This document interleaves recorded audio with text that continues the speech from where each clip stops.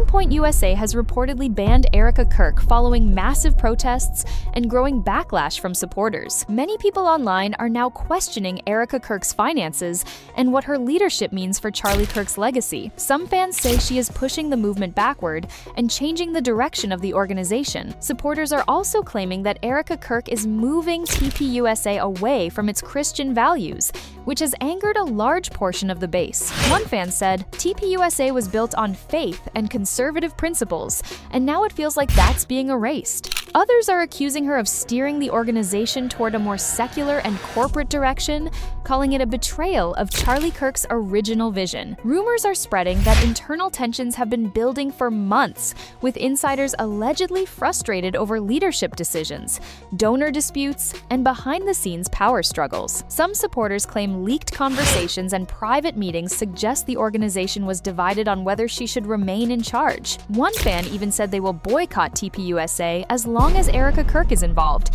and others are calling for a full restructuring of the organization. Momentum appears to be shifting quickly, with speculation that major donors and key figures pressured TPUSA leadership to act. Now, Turning Point USA is said to have turned back toward Erika Kirk to address the situation, and according to multiple online reports, they have officially banned her from the organization, marking a dramatic turning point in the future of TPUSA and Charlie Kirk's legacy. Turning Point USA movement is just trying to bring us back to a generation that we fought so hard to overcome.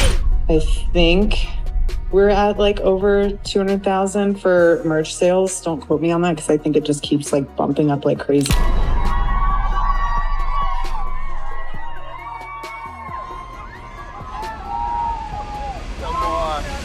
Something is very wrong with this picture, and the internet has noticed. Erika Kirk is panicking. You can see it in her eyes, hear it in her voice, feel it in the way she's desperately trying to control a narrative that's already slipping through her fingers. What started as whispers has become a roar. TPUSA events are being boycotted, protesters are showing up at her appearances, and while she's trying to tour the country promoting faith and revival, people are digging. They're digging into her finances. They're digging into her behavior. They're digging into everything that's happened since Charlie Kirk's death. Remember that leaked audio? The one where Erika casually discusses merch sales and voter registration numbers at Charlie's memorial service?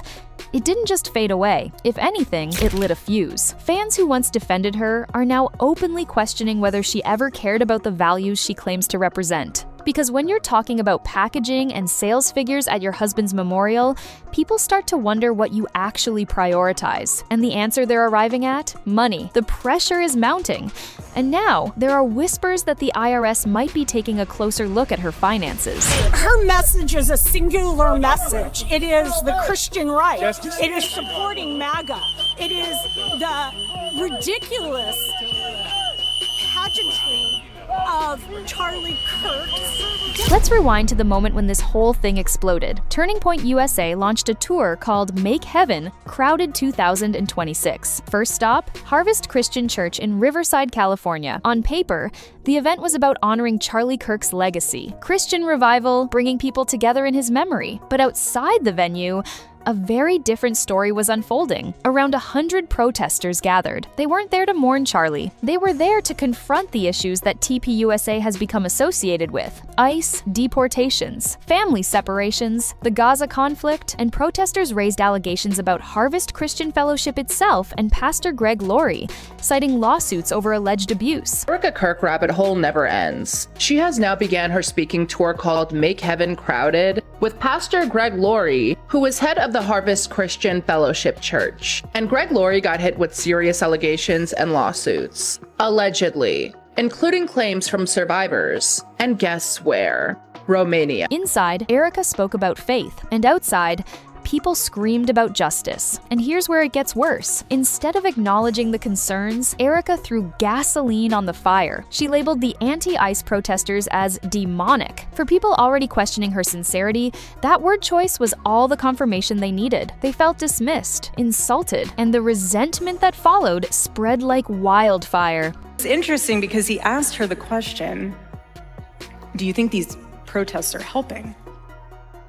Personally, I do not. I think it's demonic. This brings us to the uncomfortable question that keeps surfacing. Does she actually care about optics? Because from the outside, it seems like she cares more about crowd sizes than the actual message. And this leads people to an even darker conclusion. What's really driving her? The answer most people have landed on is simple: money. So let's follow it. Let's follow the money trail that starts on the day Charlie Kirk died. Since September 2025, Erika has been busy, fundraising, touring, selling merchandise, generating massive revenue streams. And while she frames all of this as continuing Charlie's mission, people are asking a much simpler question. Is this about faith or is this about profit? Because when you look at what Erika inherited after Charlie's death, the numbers are staggering. Life insurance paid out around $10 million to Erika and her children. Public donations poured in, adding nearly another $10 million. A single fundraiser connected to Tucker Carlson raised over $5 million alone. Then, there's her new role as CEO of Turning Point USA. Charlie was earning nearly $400,000 a year. It's assumed Erika's salary is similar, if not higher. Real estate adds another layer. The Scottsdale home sold for over $5 million. After settlements, around $2 million in cash remained.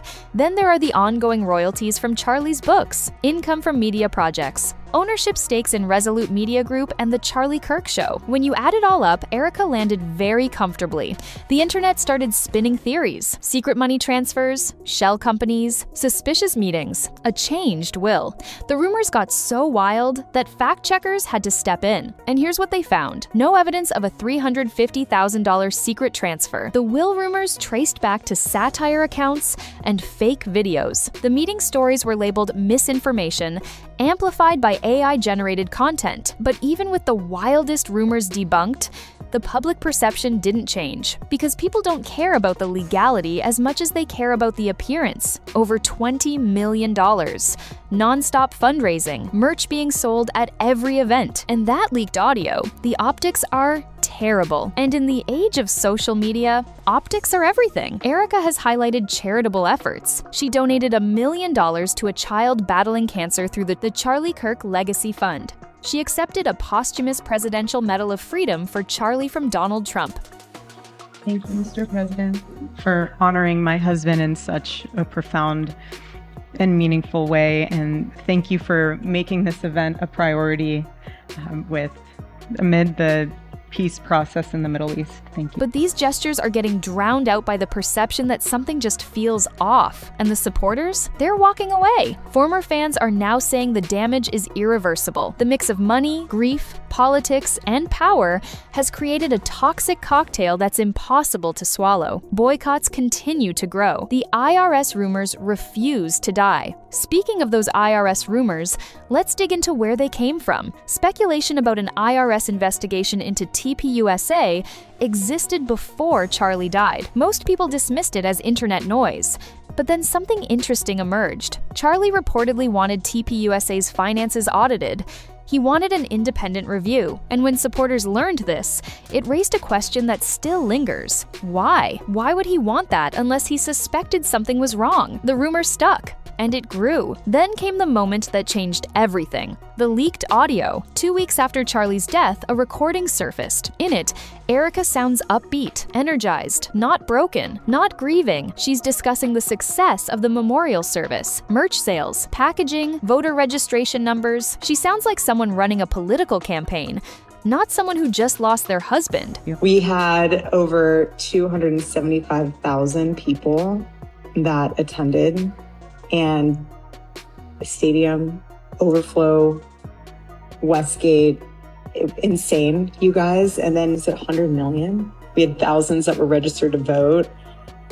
I think we're at like over 200,000 for merch sales. Don't quote me on that because I think it just keeps like bumping up like crazy. And suddenly, a lot of things started making sense. Why Charlie's parents skipped the memorial, why they've remained silent, why the whole event felt more like a rally than a tribute. It wasn't about Charlie, it was about the brand. You guys, where were Charlie Kirk's parents during his memorial service? Like, I've been thinking about this for a couple of days, and I've been like trying to look online. I'm like, no, I'm probably just missed it. And if you needed more proof, Just look at how Erika treats merchandise. She's been filmed throwing merch into crowds like she's performing at a concert. T-shirts, hats, products with Charlie's face on them, being tossed into the air while people scramble to catch them.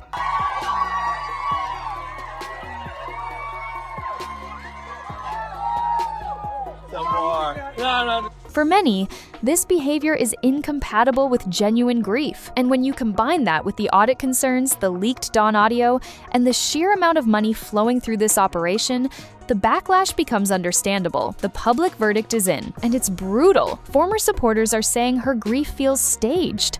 Her faith feels performative. Her emotions feel manufactured. There's a comment that keeps appearing across platforms.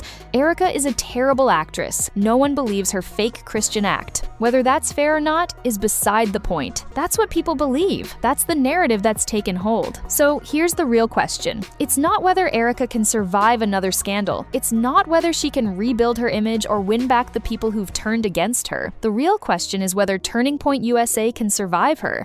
Because right now, she's not an asset. She's a liability. The organization that Charlie built is now tied to someone the audience doesn't trust, someone they actively resent, someone they see as a fraud using her husband's death to build an empire. One thing has become crystal clear. The audience isn't buying the act anymore, and in a world where authenticity is currency, Erika Kirk is bankrupt.